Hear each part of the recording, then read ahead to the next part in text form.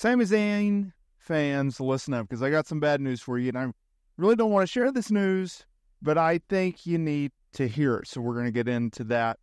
Because Sami Zayn is truly having one heck of a year. 2023 was an absolute banger for Sami Zayn.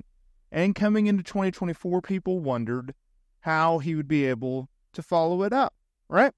Because in 2023, we had him splitting away from the bloodline. We had him go toe-to-toe with our tribal chief, Roman Reigns. Think about it. Months upon months upon months, we built to Sami Zayn splitting away from the bloodline. There was months where Jey Uso, he had his eye on Sami Zayn. He knew that Sami Zayn did not belong in the bloodline, headlined, led by our tribal chief Roman Reigns. But then he embraced him finally. And then bloodline had to go after the one guy that you could not mess with, Kevin Owens. And so when we got to the Royal Rumble of 2023, we knew things were coming to a head. After Roman Reigns had defeated Kevin Owens once again at the Royal Rumble, of course, Sami Zayn, he turned his back on the bloodline. He attacked the bloodline. He attacked our tribal chief, only to lead to Montreal at Elimination Chamber. And yes, Sami Zayn fell short. But at WrestleMania 39, his best friend Kevin Owens, they dethroned the Usos as the undisputed WWE Tag Team Champions. He did his thing on Monday Night Raw. He had a brief pairing with Cody Rhodes. They were champions, right? But then he really started to come into his own. He was feuding with various people. He went up against, he fell short to, Gunther. But then 2024 happened. He was the guy.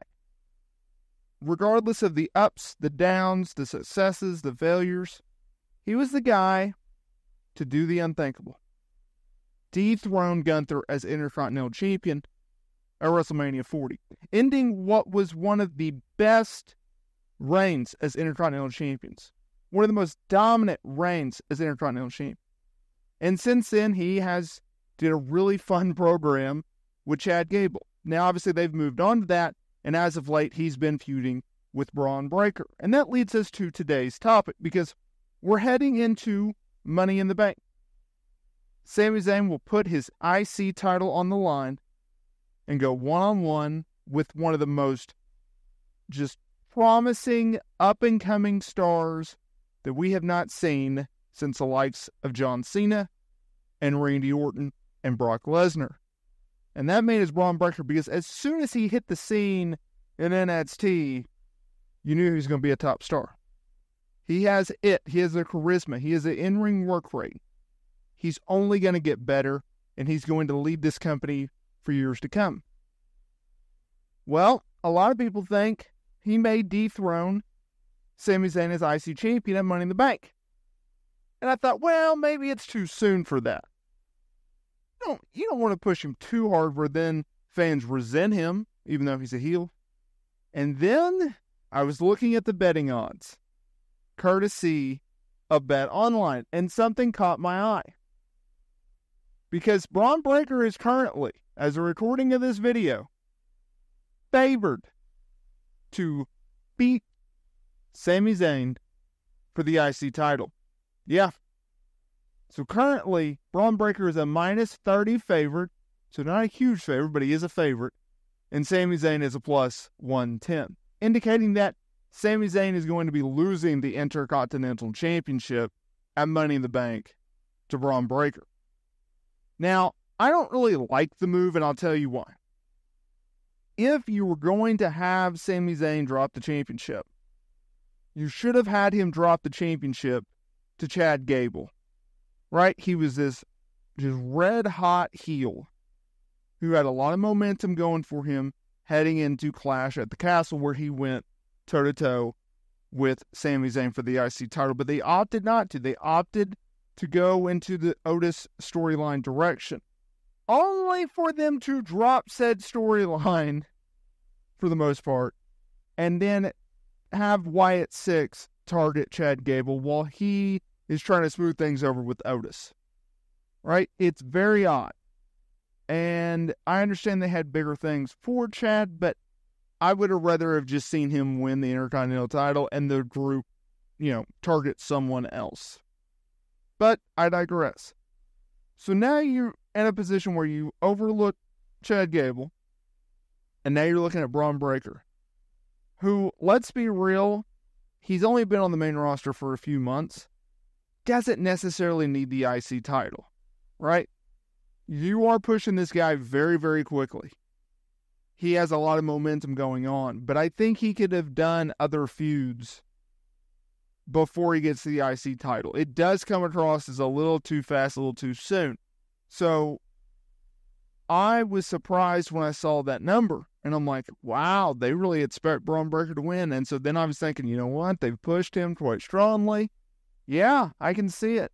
And now the question is, where does Sami Zayn come out of Money in the Bank should he lose a championship? That's a big question. Do they do an immediate rematch at SummerSlam?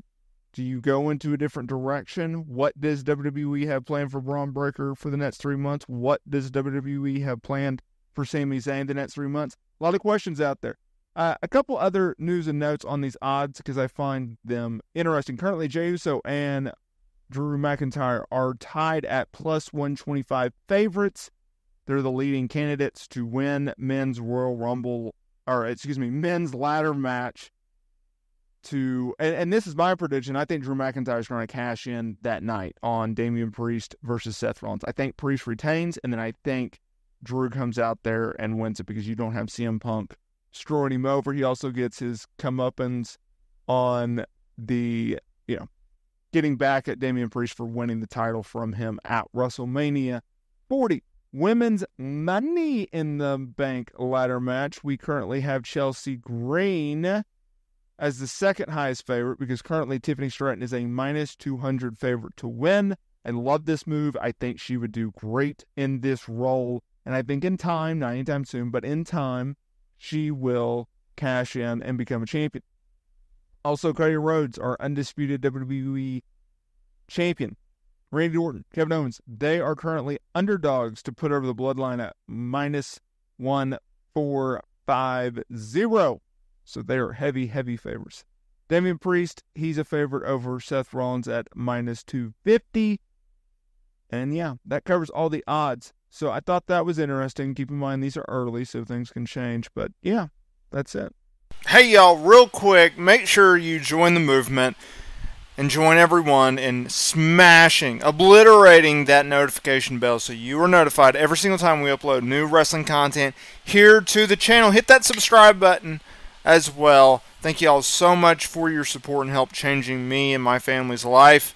And I will see y'all next time.